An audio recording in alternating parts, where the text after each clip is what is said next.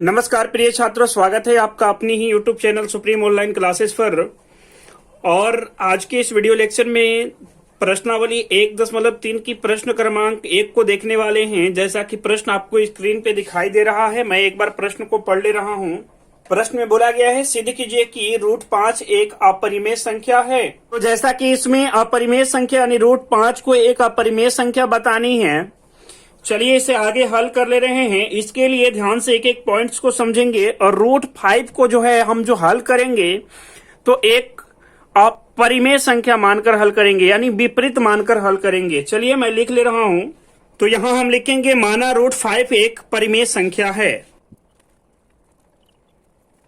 तो जैसा कि लिख चुके हैं, माना √5 एक परिमेय संख्या है। अब यहाँ पे एक एक पॉइंट्स को समझेंगे कि परिमेय संख्या जो होता है वो P/Q के रूप में होता है। आप पहले भी पढ़ चुके हैं। तो √5 को एक परिमेय संख्या मानकर चल रहे हैं, इसलिए हम √5 को लिख सकते हैं बराबर में P/Q, क्योंकि एक परिमेय संख्याएं P/Q के रूप में लिखा जा सकता है। ये पीछे पढ़ चुके हैं। अब हम आगे की ओर यदि बात करें तो आगे हम लिखेंगे जहां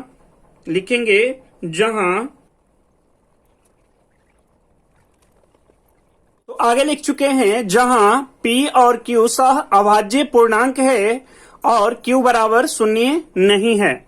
यानी हर कभी भी 0 नहीं होता है, Q का मान कभी भी 0 नहीं होता है। ये पहले भी पढ़ चुके हैं। अब हम ये करेंगे, दोनों तरफ जो है क्या कर लेंगे, √5 और P/Q पे दोनों तरफ वर्ग कर लेंगे। तो हम लिखेंगे दोनों तरफ वर्ग करने पर। तो जैसा कि लिख चुके हैं, दोनों तरफ वर्ग करने पर अब √5 और P/Q के दोनों तरफ हम वर्ग कर लेंगे। यानी हम यहां लिखेंगे √5 का वर्ग बराबर P/Q का हम वर्ग कर लेंगे। दोनों तरफ वर्ग कर ले रहे हैं। अब हम ये कहेंगे √5 को हम जब 2 बार गुना करेंगे, जैसा कि मैं करके भी दिखा दे रहा हूं आपको, ये ध्यान से समझेंगे। और √5 गुना √5 करेंगे तो वो 5 बन जाएगा। यानी जैसे √3 गुना √3 करेंगे तो वो 3 बन जाता है। इसी प्रकार से √5 गुना √5 किए तो 5 बन गया। तो हम √5 वर्ग के बदले लिखेंगे 5 बराबर, और P/Q का वर्ग है तो हम लिखेंगे P का वर्ग बटे Q का वर्ग। ये लिख सकते हैं। आगे की ओर बढ़ते हैं। अब हम ये कहेंगे कि इसकी बटे में कुछ भी नहीं है, 5 की बटे में, तो आप 1 मान सकते हैं। और 1 से P वर्ग को गुना कर लेंगे तो P वर्ग ही हो जाएगा। फिर Q वर्ग से 5 को गुना करेंगे तो कितना हो जाएगा, 5Q का वर्ग हो जाएगा। तो चलिए मैं लिख ले रहा हूं, ये हो जाएगा 5Q का वर्ग बराबर, ये P वर्ग का P वर्ग ही रहेगा। तो इसे हम समीकरण 1 का नाम दे देंगे। अब हम आगे ये लिखेंगे कि यानी कि P² जो है 5 से विभाजित है। अब ये 5 से विभाजित कैसे है, ध्यान से समझेंगे। हम ये कहेंगे कि Q वर्ग, ध्यान से देखेंगे, Q वर्ग जो है Q वर्ग के साथ 5 गुना में है, तो P वर्ग के बटे में लाएंगे, P² के बटे में लाएंगे 5 को, बराबर की संख्या के बटे में जाता है तो 5 आ जाएगा इसका बटे में। इसलिए हम ये कहेंगे 5 से विभाजित है P², है ना। जब 5 से P² विभाजित है तो P भी 5 से विभाजित होगा। ये तो यहां हम लिखेंगे कुछ हिंदी इस प्रकार से। तो यहां हम लिखेंगे, यहां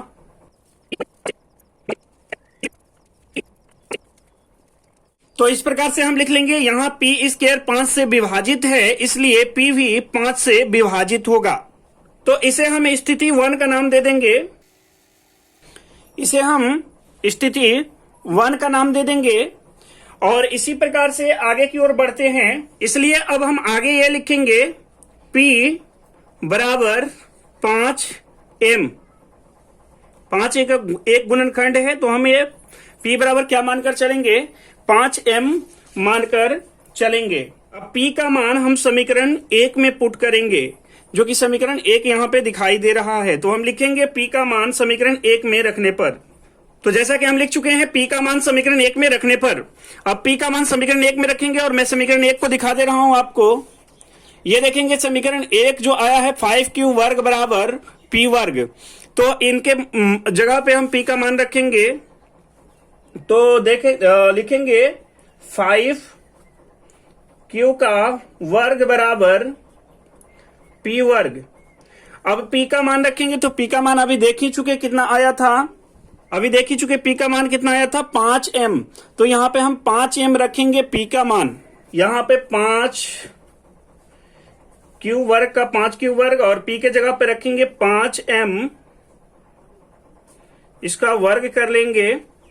तो यहां से अब देखा जाए तो 5q वर्ग का 5q वर्ग ही रहेगा और 25 और m गुना m करेंगे तो m पे क्या आ जाएगा, वर्ग आ जाएगा। अब 25 को मैं इसका बटे में ला रहा हूं तो ये आ जाएगा 5q का वर्ग बटे में आ जाएगा 25 बराबर ये m वर्ग का m वर्ग ही रहेगा। तो ये 5 से 25 कट रहा है 5 बार में, तो ये आ गया q वर्ग, तो ये आ गया q वर्ग बटे में ये 5 बच रहा है 5 बराबर ये m वर्ग का m वर्ग ही रहेगा।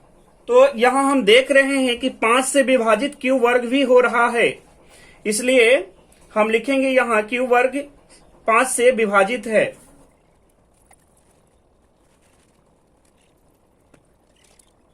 तो आगे हम लिख चुके हैं यहां q वर्ग 5 से विभाजित है, इसलिए q भी 5 से विभाजित होगा। जैसा कि q वर्ग देख रहे हैं बटे में 5 है q वर्ग का, तो यह 5 से विभाजित है, जैसा कि पहले हम देख चुके थे। P में जैसा देखे थे वैसा इसमें भी है, तो इसे मैं स्थिति 2 का नाम दे दे रहा हूं, इसे मैं स्थिति 2 का नाम दे दे रहा हूं। अब ये आपको पता चल रहा है कि स्थिति 1 व 2 से स्पष्ट हो रहा है कि P बटे Q एक परिमेय संख्या नहीं है। तब हम ये कहेंगे, तो यहां हम नीचे और हिंदी लिखेंगे,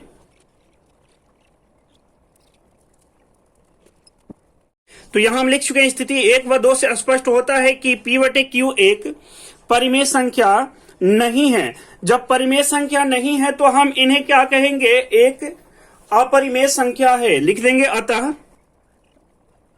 इस प्रकार से लिख लेंगे अतः √5 एक अपरिमेय संख्या है। और जो कि हम लोग इनका विपरीत मानकर चले थे, परिमेय संख्या मानकर चले थे। तो इस प्रकार से यह पाठ पूरा होता है। यदि आप चाहें तो नोट कर सकते हैं या तो स्क्रीनशॉट ले सकते हैं। चलिए मैं एक बार फिर से दिखा दे रहा हूं।